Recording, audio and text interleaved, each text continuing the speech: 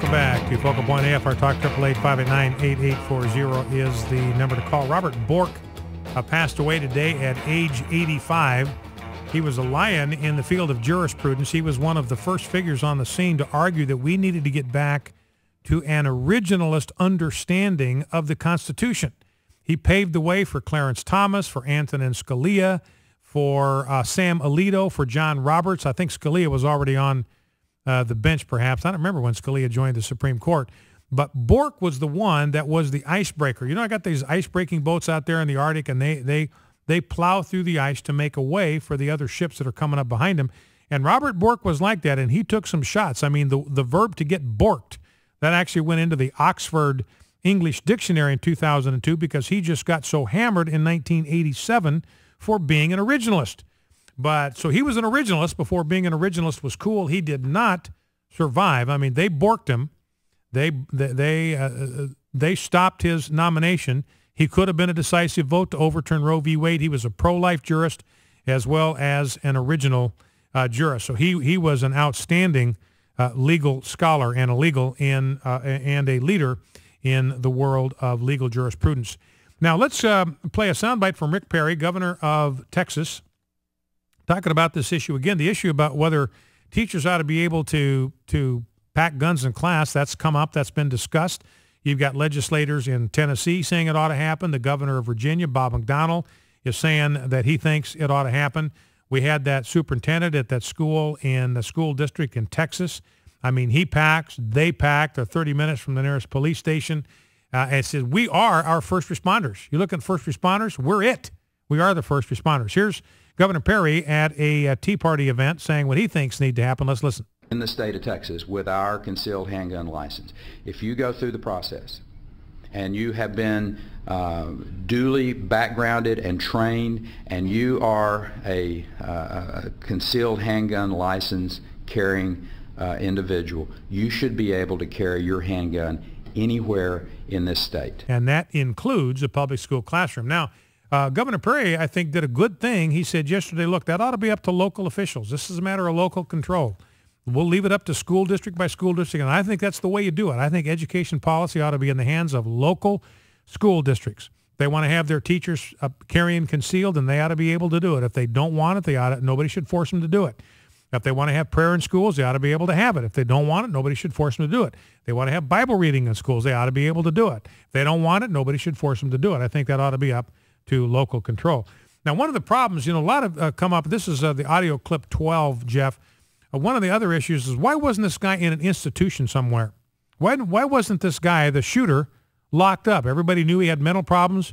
His mother apparently was frustrated. She was at the end of her rope trying to help him, trying to deal with him. She was thinking of moving to the state of Washington, apparently, to put him in some kind of an institution where he could get a professional kind of psychiatric help.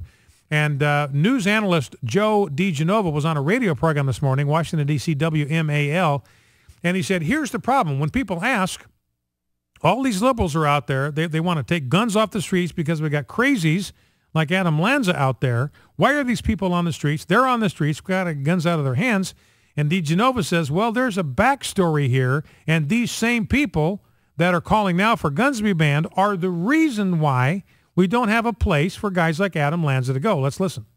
The real problem here is, in my opinion, that back in the 1960s and 70s, there was an institution in the District of Columbia called the Mental Health Law Project, and their goal was to deinstitutionalize almost everyone who was in a mental institution.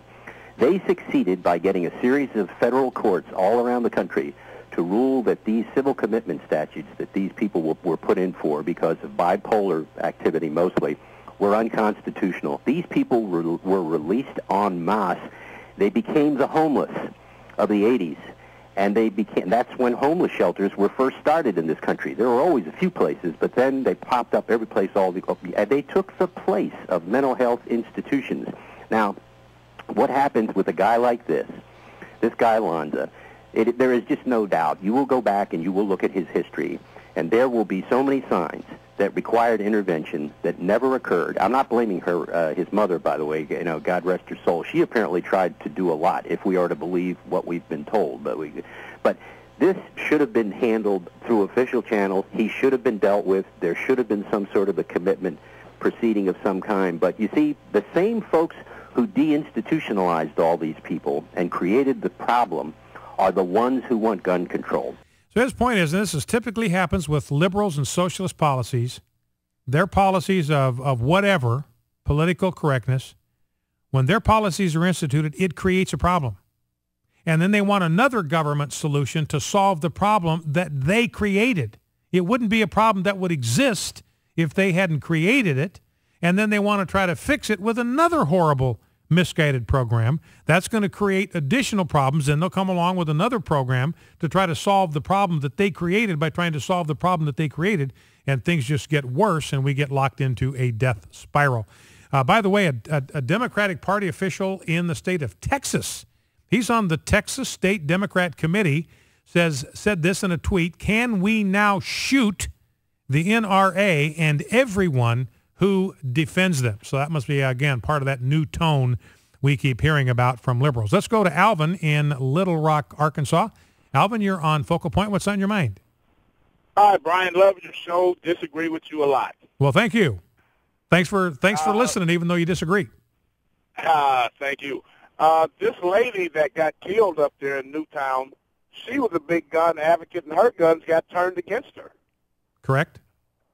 So, I mean, I'm in agreement with you when you say we have to do something in this country, and it's not all about the laws. It's about these people that live in homes with people who won't say, I have a problem in my home. Well, but Alvin, what could she do? What were her options? I mean, the liberals have said, look, you can't put these people in a mental institution. They have a constitutional right to roam free. We can't lock them up. So what's she supposed to do? She's supposed to go to someone and get that kid out of that house. Supposed to what?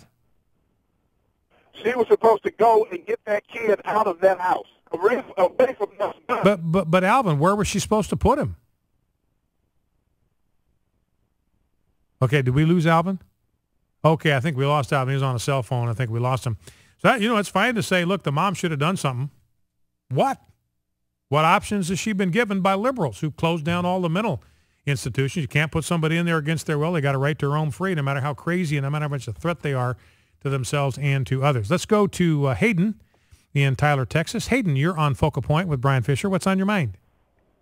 Hi, thanks for taking my call. You bet. I just wanted to say that I agree 100% with my governor, Rick Perry, that we need to have more armed teachers in the classrooms to defend our students, and that it should be up to local school districts whether they allow that. But we need more armed teachers, and we don't need to be taking guns out of the hands of law-abiding citizens, because that would create a farce where we would have unarmed people who are willing to defend children, and the only armed people in society would be those who want to harm children. Hayden, how old are you? 15. So are you in a public school in Texas? No, I'm homeschooled in Texas, and this is one of the reasons why. Let me ask you this question: Do you have do the educators in your home school, do they have access to weapons?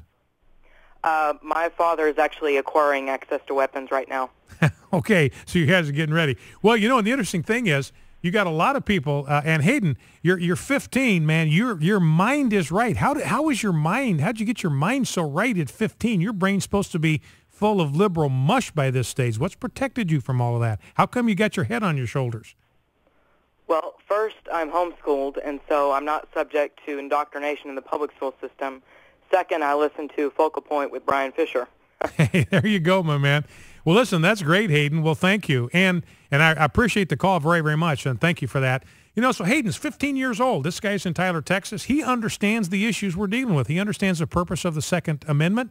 It's to protect us from tyranny. It's to give us the opportunity for self-defense.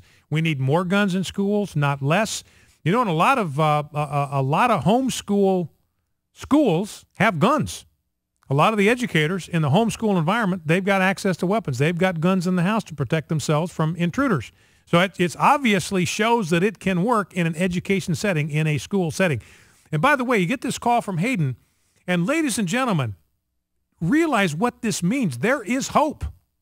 Not every 15-year-old on the planet has been brainwashed into political correctness. Some of them are thinking more clearly than the people that are running our country in Washington, D.C. I listened to Hayden, man. I would put him on that Blue Ribbon Commission before anybody else that's in Washington, D.C. Let's go to Rory, Memphis, Tennessee. Rory, you're on Focal Point. What's on your mind? Hey, Brian, how you doing today? Doing good. How are you? Good. I'm doing great. I just want to, thank you and tell you I appreciate the work you're doing, and and I do really appreciate Hayden at his young age being so articulate. Let me just give you a little background from my perspective. I'm 56 years old. We homeschooled our children in the early 80s. People thought our reasoning for homeschooling was because of the black-white issue in school. That was so far removed from the reality of what we understood it to be at the time, Brian, it's just pathetic. And the reality is, and you being a man of God and a man of his word, you know full well what James told us when he made the distinction between the two wisdoms that govern us as humans, the wisdom of the world and the wisdom of God.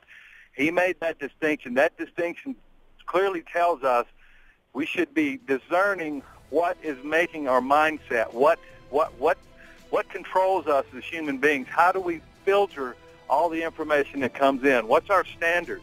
And we abandoned that standard long ago, called God's truth.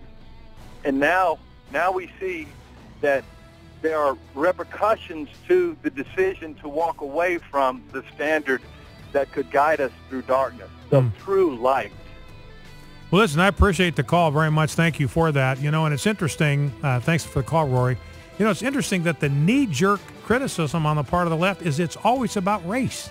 These people are just obsessed with race. If something happens they don't like, racism is the explanation. Racism, and you just get tired of it after a while. It's not about skin color. It's about policy. It's about principle. Focal Point AFR Talk back after the news. Stay with us.